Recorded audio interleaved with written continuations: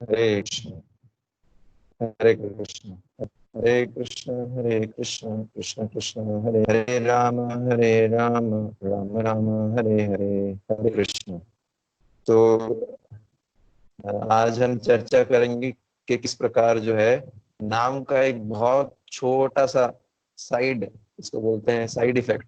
नाम का एक छोटा सा साइड इफेक्ट, ये साइड बेनिफिट बोल सकते हो। साइड बेनिफिट क्या है कि नाम जो है सर पाप नाशक बोलते हैं, सर पाप नाशक नाम। तो कलयुग जब शुरू हुआ, उसके प्रारंभ में नारद मुनि जो है वो ब्रह्मा जी के पास गए और उनसे पूछा कि कलयुग के पतित लोगों का उद्धार किस प्रकार होगा, है ना। भागवत के अंदर आता है कि कलयुग जो है वो दोषों की खान है, बहुत दोष है ना। भागवत में आता है प्रायण अल्प आयुष सभ्य कलौ अस्मिन युगे जना मंद सुमंद मतयो मंद भाग्य उपादिता। तो कलयुग में जो है ज्यादातर लोग होंगे कम आयु के होंगे, प्रायण अल्प आयुष सभ्य कलौ अस्मिन युगे जना मंद सुमंद मतयो। तो भाग्य जो है खराब होगा, उनका जो है बुद्धि उतना तेज नहीं होगा, शार्प नहीं होगा। मंद भाग्य ही उपाधिता, और जो है एजिटेटेड रहेंगे, हमेशा लड़ने पे उतारू रहेंगे, है ना। और जो है इस प्रकार से डिस्टर्ब रहेंगे, ये सब व्याख्यान कर रखा है। तो कलयुग जो है दोषों की खान है। पर तो इसी कारण से जब कलयुग शुरू हुआ तो ब्रह्मा जी के पास गए नारद मुनि और पूछा कि कलयुग के लोगों का उद्धार कैसे होगा। तो ब्रह्मा जी ने उत्तर दिया, हरे कृष्णा कृष्ण कृष्ण हरे हरे, हरे राम राम हरे हरे, इति षोडशकं नाम्नं कलि कल्मष नातः परतरोपाय सर्ववेदेषु दृश्यते। तो यहाँ पर बता रहे हैं, क्या ब्रह्मा जी बोल रहे हैं, ये कली संतरण उपनिषद से है। उसमें बताते हैं हरे कृष्ण महामंत्र के जो 16 नाम है, हरे कृष्ण कृष्ण कृष्ण हरे हरे, हरे राम राम हरे। तो ये जो 16 अक्षर हैं, ये कलयुग के सब पापों व अमंगलों को नष्ट कर देते हैं। जितने भी प्रकार के पाप और अमंगल को नष्ट कर देते हैं, अमंगलों को। और ये समस्त वेदों का निष्कर्ष है। जैसे इस महामंत्र में 16 शब्द हैं, है ना। तो ये जो 16 नाम युक्त ये जो महामंत्र है, ये 16 अव्ययों हमारे पास जो है 16 अव्ययों से 5 ज्ञानेन्द्रियां, आंख नाक कान त्वचा जीवा, 5 कर्मेंद्रियां, पैर हाथ गुदा द्वार जनेन्द्रिया, और जो है वाणी। और इसके अलावा जो है ये हो गया 5 प्रकार के जो है, आप देखेंगे प्राण होते हैं, है ना। और इसके अलावा बताते हैं कि एक जो है सूक्ष्म शरीर हमारा, मन बुद्धि मिथ्या अहंकार। तो ये जो 16 अव्यय हैं हमारे पास जीवात्मा के 16 अव्यय हैं। ये 16, ये बेसिकली कवरिंग है हमारे ऊपर, ये कवरिंग है जीवात्मा पे, है ना। तो ये जब हरे कृष्ण महामंत्र जप करते हैं तो ये जो 16 अव्यय हैं इनका नाश हो जाता है, मतलब जीवात्मा के भौतिक आवरण का नाश हो जाता है।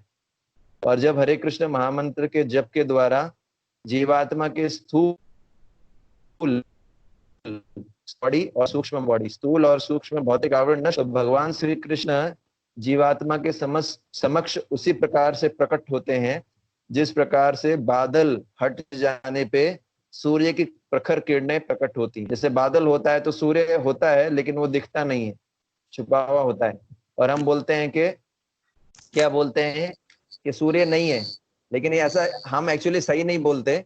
सूर्य तो है लेकिन बादल ने हमारी आंखों को कवर कर रखा है, क्योंकि सूर्य को बादल कवर नहीं कर सकते। वैसे ही पॉइंट ये है कि जब भौतिक आवरण चढ़े हुए हमारे पे, अनेक प्रकार के कवरिंग है, तो ये अनेक प्रकार की जो कवरिंग होती है ये किसको कवर करती है, हमको हमको कवर किए हुए जीवात्मा को। तो जब हम हरे कृष्ण महामंत्र का जप करते हैं तो ये भौतिक आवरण नष्ट होते हैं और भगवान ऐसे ही प्रकट होते हैं जीव के समक्ष, जिस प्रकार से सूर्य की प्रखर किरणें जो होती हैं बादल छट जाने पे प्रकट होता है।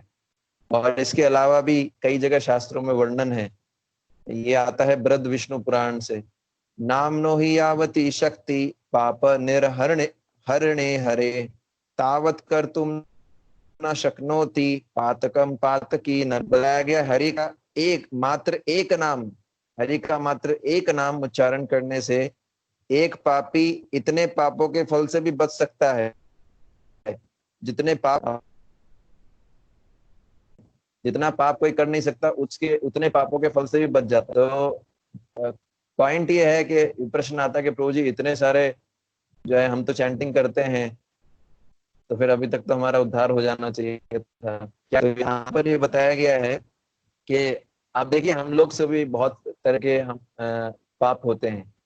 5 प्रकार के पाप तो ऐसे ही हो जाते हैं, जैसे जीव मर जाते हैं कई प्रकार से। आप जब मसाला कूट में जीव मरते हैं, आग जलाते हैं उसमें जीव मरते हैं, जैसे प्रभुपाद जी लिखते हैं भागवत, है ना। इसके अलावा आप जो है आप जो है पानी भरते हो, उसमें भी कई प्रकार के। तो हिंसा तो हमसे भी हो रही है, पाप तो हमारे से भी हो रहा है।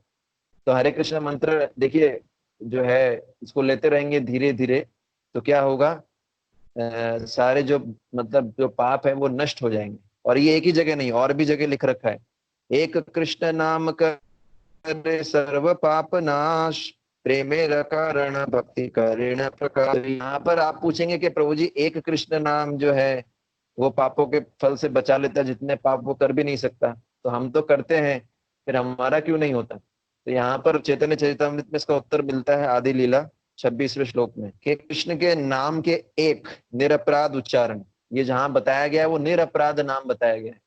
भगवान कृष्ण का कोई एक निरपराध नाम लेता है, उच्चारण से क्या होता है, व्यक्ति के सब पापों का नाश हो जाता है। तो निरपराध नाम लेना पड़ेगा, और फिर क्या होगा, कृष्ण प्रेम की कारण स्वरूप भक्ति प्रकट होती है। तो ऐसा बहुत जगह ऐसा वर्णन आता है पूरे शास्त्रों में, ये नाम महिमा है, इसको सुनना चाहिए। और जो है नाम के अंदर बहुत शक्ति है। भले ही हम जो है शुद्ध नाम लेने नहीं ले पाए, हम प्रयास करें असफल हो जाए, लेकिन प्रयास तो करना ही चाहिए। हमारे हाथ में प्रयास ही करना है।